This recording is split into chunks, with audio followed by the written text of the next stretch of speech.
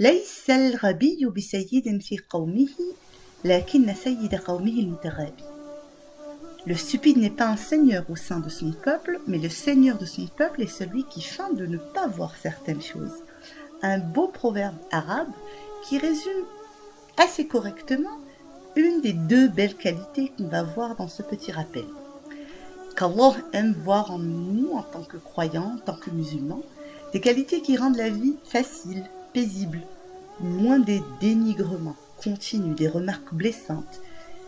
Que ce soit avec le conjoint, le plat n'est pas salé, tu n'as pas appelé ma mère cette semaine, tu as offert à ta sœur un cadeau plus joli que le mien, ou avec les amis, et même avec les enfants.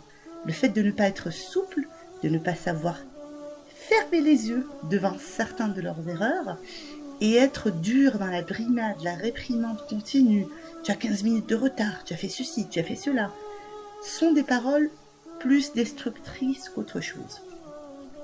Écoutez ce magnifique témoignage de Anas, le serviteur du prophète sallallahu alayhi wa sallam, qui dit « J'ai servi le prophète sallallahu alayhi wa sallam pendant 10 ans. Khadamtu Rasulallah 10 sinin.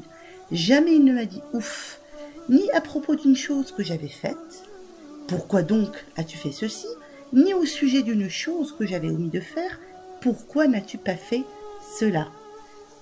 ما قال لي أف قط وما قال لي لشيء صنعته لما صنعته ولا لشيء تركته لما تركته. Subhanallah. Si le prophète sallallahu alayhi wa sallam était ainsi avec son serviteur, est-ce que ton épouse, ou mon époux, ou mon enfant ne mérite pas ce bon comportement? Pourquoi ceci? Pourquoi cela? On continue. Un petit problème tourne très vite au drame si on ne ferme pas les yeux, subhanallah, sur certains défauts, sur certaines paroles, certaines malheureuses paroles qui sont sorties sans y faire attention. Au lieu de faire ce qu'on appelle at-taraful, fermer les yeux, faire semblant de ne pas avoir entendu, faire semblant de ne pas avoir vu, eh bien, on rend la parole en double, en triple, on la multiplie par 100, on contre-attaque, mais 100 fois plus sévèrement, subhanallah. Ceci fait preuve de faiblesse et d'une âme de canaille et de racaille. Ce ne sont pas mes paroles, ce sont des paroles de ulama qui disent que celui qui ne sait pas faire at-taraful, qui est une vraie éthique musulmane, qui fait partie du bon comportement du croyant, est une canaille et une racaille. Huthala wa wagd, subhanallah. Sachant que le bon comportement en islam, le prophète sallallahu alayhi wa sallam en parle ainsi dans un beau hadith, il dit Inna ar-rajul la yudriku bi husni khuluqihi darajat qa'im al-layl wa sa'im an-nahar. Certes, l'homme atteint par son bon comportement le degré de celui qui prie toute la nuit et qui jeûne la journée. Subhanallah. Donc si j'ai ce bon comportement, je fais semblant de ne pas avoir entendu certaines choses qui ne me plaisent pas et de ne pas avoir vu certaines choses qui ne me plaisent pas. Donc je fais preuve de bon comportement et grâce à ça, c'est une ibada, c'est un acte d'adoration qui me fait atteindre le degré des personnes qui jeûnent la journée et qui prient la nuit. Oui, subhanallah. Vous savez, l'ibadat, c'est une notion bien vaste qui ne saurait se réduire à salat, la prière, à saum, le jeûne, le zakat, le hajj, dua, l'invocation, la lecture du Coran. Subhanallah. En islam, l'acte d'adoration désigne tout ce que nous faisons pour plaire à Allah. Kull ma yuqarribuna ila Allah azza wa jal, ibada, subhanallah. Donc, feindre ou faire semblant de ne pas voir le défaut des autres, donc ou ne pas entendre une parole dite par inattention ou par erreur, fait de moi un adorateur. La ilaha illallah. L'imam Ibn al-Jawzi, rahimahullah, قال التغافل, donc fermer les yeux sur certaines choses, fait partie des plus nobles comportements.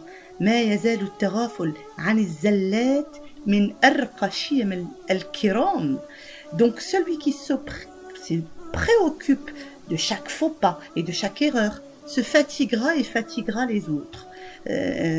الناس مجبولون على الزلات والأخطاء فإن اهتم المرء بكل زلة وخطيئة تعب وأتعب نفسه. Parce que les gens, par leur nature, sont exposés aux faux pas et aux erreurs. Donc si on s'occupe à chaque faux pas et à chaque erreur, On va vite se fatiguer et fatiguer les autres. Le doué de raison, l'intelligent, al-aqil al-dhaki, n'analyse pas tous les faits et gestes de sa compagne, de ses proches, de ses amis et de ses voisins. C'est pour cette raison que l'imam Ahmed a dit 9/10 du bon comportement se trouve dans at-taraful. Tis'atu a'shar husn al-khuluq fi at-taraful. Je ne sais pas si vous vous rendez compte, les 9/10 du bon comportement qui me font atteindre le degré du jeûneur et de la personne qui prie toute la nuit, c'est de ne pas faire attention aux paroles dites de manière inopinée, aux moindres faits et gestes, aux moindres erreurs des gens qui m'entourent, subhanallah. Wallahi, notamment concernant la vie conjugale, qui ne peut pas être paisible qu'en ignorant les défaillances et en ne scrutant pas les petits et les grands défauts du conjoint. لا تستوي الحياة الزوجية إلا بالتغافل عن الهفوات وعدم التدقيق في كل صغيرة وفي كل كبيرة. Subhanallah. Vous ne vous ferez pas aussi des amis à moins d'apprendre cette culture de tolérance, de ne pas scruter leurs moindres gestes et paroles. لن نكسب الأصدقاء إلا إذا تعلمنا ثقافة التسامح وعدم التدقيق في الصغائر والكبائر. Et on ne se reposera pas dans notre vie et on ne sera pas heureux si on n'apprend pas cet art, ce savoir-vivre, cet acte d'adoration qui est de feindre, de ne pas voir certaines choses. At-taraful, subhanallah, notamment avec les personnes âgées, avec nos enseignants, avec nos parents, subhanallah. Rasoul alayhi salatu wassalam nous dit Aqillu dhawi al-hay'at 'atharatihim. Passez outre les faux pas des gens aux nobles apparences. Donc les personnes âgées, comme j'ai dit, nos enseignants, subhanallah, ma grand-mère, ma tante, ma mère, subhanallah. Juste un exemple avant de passer à la deuxième qualité. Le prophète sallallahu alayhi wa sallam disait à Aïcha, je sais à quel moment tu es en colère contre moi et à quel moment tu ne l'es pas. Aïcha lui demanda comment donc. Il lui dit, إذا كنت راضية عني, quand tu es contente de moi, tu dis, لا ورب محمد, non par le Dieu de Mohammed. Elle jure par le Dieu de Mohammed. وإذا كنت غضبتي, et que tu es en colère, tu dis, لا ورب إبراهيم, non par le Dieu de Abraham. Vous vous rendez compte, si c'était un autre homme, subhanallah, il aurait fait tout un scandale. Comment tu oses ne pas dire mon nom? Rasoul alayhi salatu wassalam, il a tout simplement fait ce qu'on appelle at-taraful. Voilà, il a fermé les yeux et au contraire, il l'a présenté à Aïcha d'une manière douce, yani, subhanallah. Il n'a pas cherché à faire un grand problème d'une toute petite phrase sortie de la bouche de son épouse. Deuxième qualité qu'Allah Azza wa Jal aimerait voir en moi, c'est de ne pas être à l'affût du moindre défaut chez les autres. Et, subhanallah, je suis là à creuser, tel un sniper, je cherche les erreurs. Il n'y a pas d'erreur, mais je cherche les erreurs. يعني سبحان الله عدم البحث عن العثرات وعن الزلات أبحث عنها. De manière générale, من حسن إسلام المرء تركه ما يعنيه. Le prophète sallallahu alayhi wa sallam nous dit éviter ce qui ne le concerne pas est une des caractéristiques essentielles du bon musulman. Pourquoi donc je vais chercher après les erreurs et les défauts de mon frère en islam? On doit savoir que nos propres défauts nous suffisent. On ne doit pas s'occuper de ceux des autres. On ne doit pas donner aux autres l'occasion de nous médire, de penser du mal de nous. On ne doit pas violer leur intimité en s'occupant de leurs défauts. Et on ne te laisse pas exposer à leur mal en disant du mal d'eux. Subhanallah. Dès que quelqu'un se met à chercher les défauts des autres, il en trouvera certainement, mais qu'il sache que les siens sont encore plus nombreux. Si jamais l'homme s'aperçoit de ses propres vices et défauts, il s'en occupera au point de ne pas voir ceux des autres, tant il est recommandé d'abord et avant tout de s'amender, de se corriger soi-même et de se rectifier. Un poète arabe, j'ai oublié le nom, disait « Sage et humble devant Allah, l'homme se verra trop occupé par la crainte d'Allah pour voir les défauts des autres, tel un malade, souffrant, dont la souffrance l'accapare tellement pour ne pas voir celle des autres. » Si on atteint ce niveau, le fait d'être occupé par nos propres défauts, on aura de la part d'Allah Azza wa Jal une récompense conforme à nos qualités et à nos actes.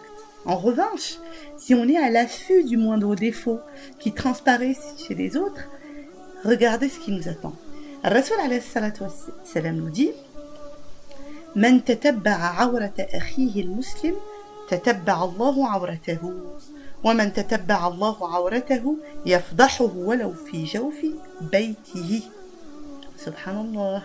Celui qui reste à l'affût des défauts de son frère musulman, Allah restera à l'affût des siens. Et celui dont Allah est à l'affût de ses défauts, il le déshonorera, même s'il se cache au cœur de sa maison. Faisons très attention à ce qui sort de notre bouche concernant nos frères et sœurs. Regardez ce que nous dit le prophète sallallahu alayhi wa sallam. Pourquoi l'un de vous arrive à voir la paille qui est dans l'œil de son frère? يبصر أحدكم القذاة في عين أخيه. Et il ne s'aperçoit pas de la poutre qui est dans son propre œil. وينسى الجذع في عينه معترضا. Ibn Mas'ud relate que le messager d'Allah sallallahu alayhi wa sallam a dit qu'aucun de mes compagnons ne me rapporte quoi que ce soit sur quiconque. J'aime en effet sortir à vous ou à votre rencontre en ayant le cœur pur de tout ressentiment. Rasoul alayhi salatu wassalam nous encourage à ne pas aller creuser et chercher les défauts des autres. Ah, il fume, il boit, il trompe sa femme, il a volé. On banalise ainsi les péchés capitaux. Et les relations dans la société vont complètement se disloquer puisqu'il y a de la haine et de la suspicion qui va naître. Le prophète sallallahu alayhi wa sallam disait لا يبلغني أحد من أصحابي عن أحد شيئا أحب أن أخرج إليكم وأنا سليم الصدر. J'aime sortir à votre rencontre en n'ayant aucun a priori contre aucune personne, subhanallah. Wallahi, si on examine le comportement de nos pieux prédécesseurs, qu'Allah soit satisfait d'eux, on se rend compte qu'ils donnent à cet écart un exemple qui force l'admiration. Ils sont si soucieux et si inquiets à cause de leurs propres défauts qu'ils ne prêtent aucune attention à ceux des autres. En dépit de leur grandeur et de l'élévation de leurs sentiments, ils se considèrent tout à fait modestes, mais ils évitent de dire du mal des autres, de peur de subir un sort semblable au sien, subhanallah, à ceux qui ont ce défaut-là. Al-A'mash le savant Al-A'mash disait en ces termes « Il m'arrive de voir quelque chose que je déteste bien, mais j'évite d'en parler, de craindre de subir le même sort. » Donc, c'est Shahr Ramadan, on est au mois du Ramadan, Inch'Allah, c'est un mois où on doit se réformer. Et si on commençait par se réformer en gagnant ces deux qualités-là, la première, at-taraful, fermer les yeux sur certaines choses. La deuxième, ne pas être adam tatabbu' al-atharat, ne pas être à l'affût du moindre défaut chez les autres.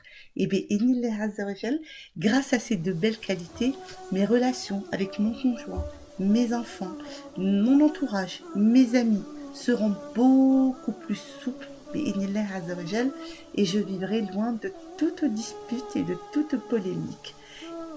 Comme Allah Azza wa Jal aimerait me voir. Barakallahu fikum. Wassalamu alaikum wa rahmatullahi wa barakatuh.